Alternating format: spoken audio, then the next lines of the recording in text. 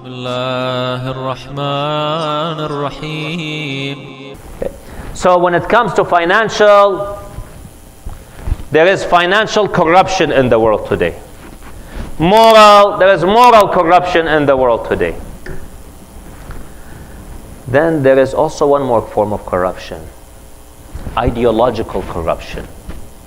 Ideologies are being corrupted. Pay attention to this one. Before,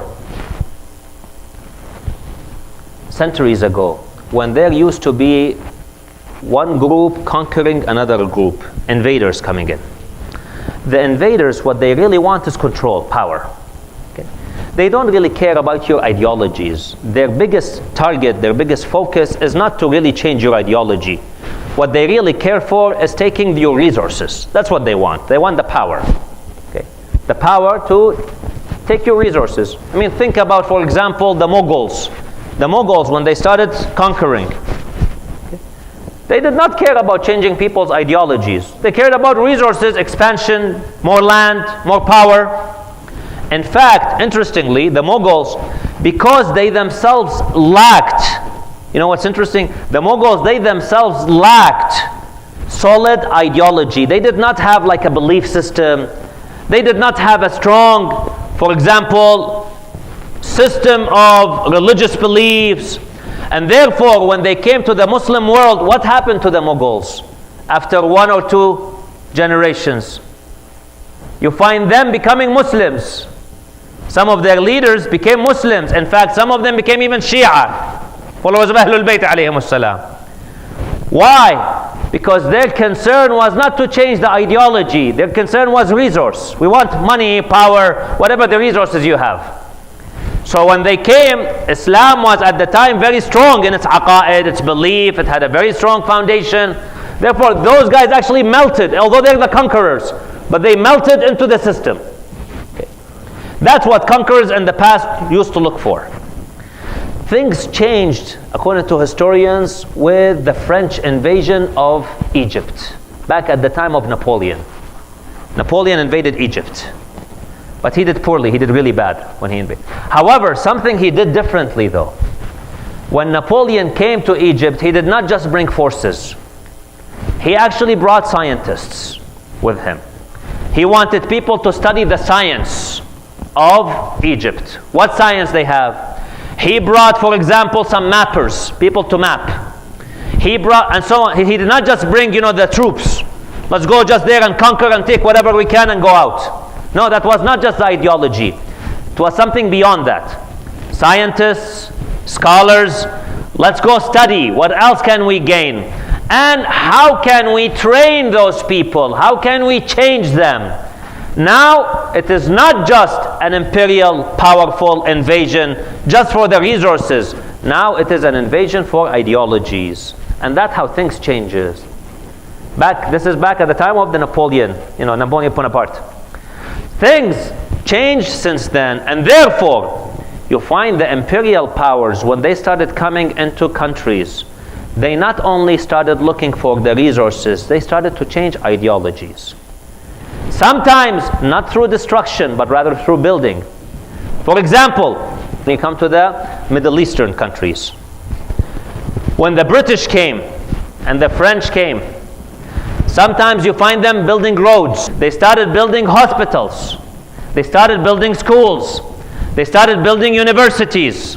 So they did not come just to destroy. They came to build. But what was the idea behind building schools, universities, hospitals?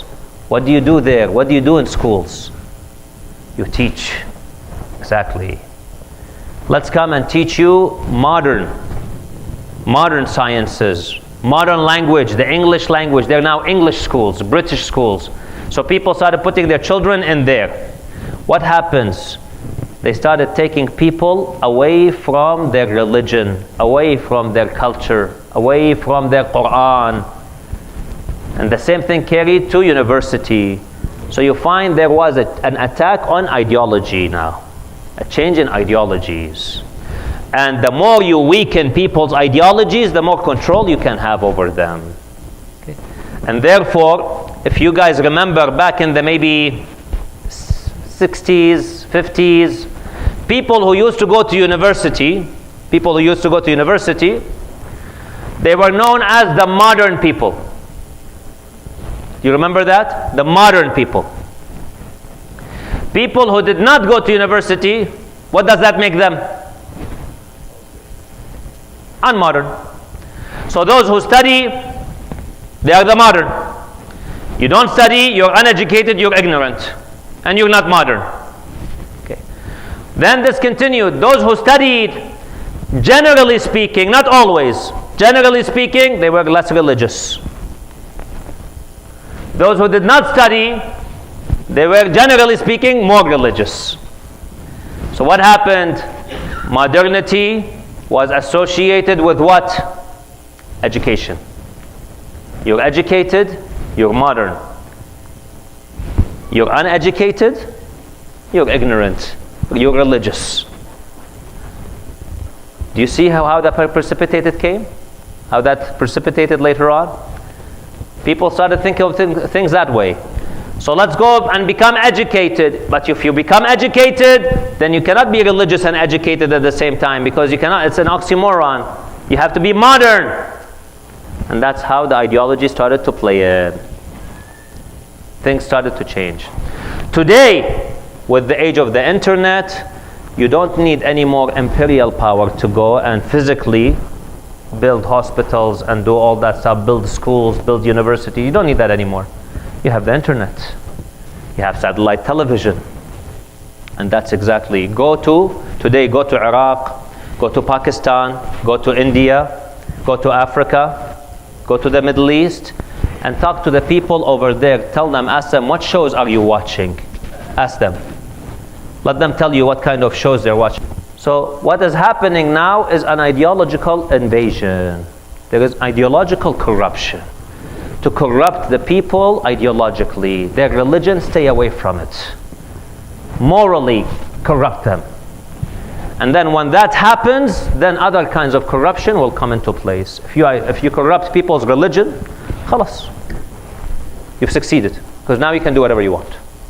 If the aqidah is corrupted, if your faith, your belief system is corrupted, khalas, you can do whatever you want now. And that's what the system is doing. At the global level. In a very subtle way, but now it's becoming more and more explicit. اللهم صل على محمد وآل محمد